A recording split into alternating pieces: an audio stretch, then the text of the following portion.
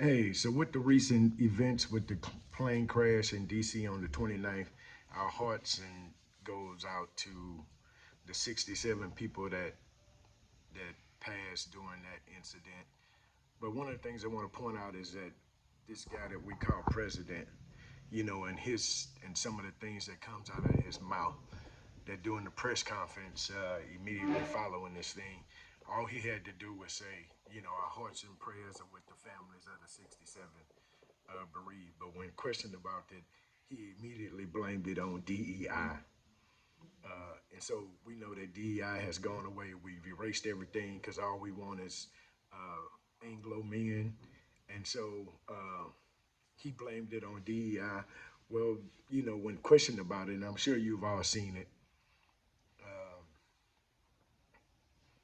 when he was talking and he immediately went to DEI when all he had to say was, we're under this this incident is under further investigation and we'll report back possibly tomorrow morning or when we have more information. But he immediately went to DEI, and so one of the things that that that came to my mind is why go ahead because of the air traffic controller back when he was president before his previous term that they did the air traffic controller where they started hiring other people or people with disabilities, and and then he went to the thing that these people aren't as talented or not qualified to do this job.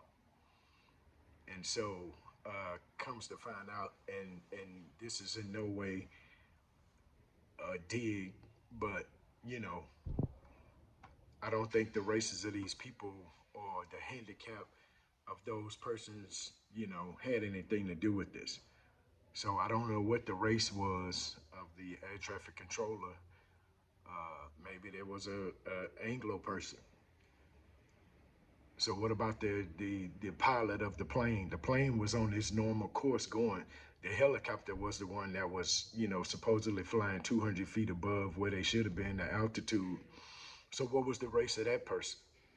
The person flying the helicopter. Why weren't they blamed, or why didn't he mention that? He immediately went to DEI when questioned about this incident, and it was very unfortunate. Again, hearts go out to the families of the 67. But DEI had its place and its time because it's no longer, or back in the day, it wasn't, you saying that, hey, you need to qualify a person. Well, guess what? Guess what? You weren't getting a qualified person before DEI, right?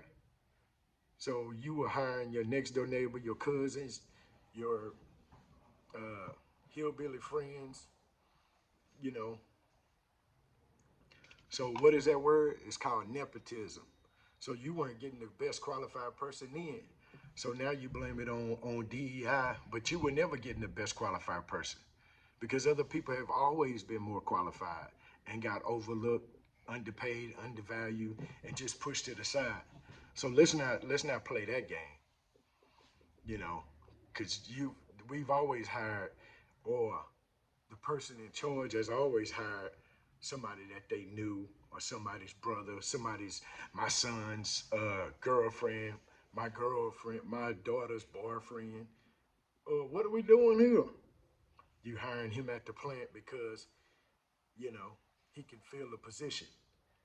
That's not a tree, Paul. I don't know how we gonna climb that. Goofy motherfucker. But then he gets the job over the people that have been working there. And we talk about having the best qualified. Come on, we're not gonna do that, America. That's not what we're doing. So this is what we voted for. This is what you voted for. So hey, let's deal with it. Let's find a way to deal with it and get over these 4 years. Hopefully they'll go by real quick. Cause it's gonna be a lot of vacancies. It's gonna be a lot of job openings. And we're having a sale in March. Gonna be a lot of lawn equipment for sale. So y'all comment, like, subscribe. Like to hear how you think. Let's have an intelligent conversation. And I preface that with the word intelligent. Intelligent conversation. So thank y'all.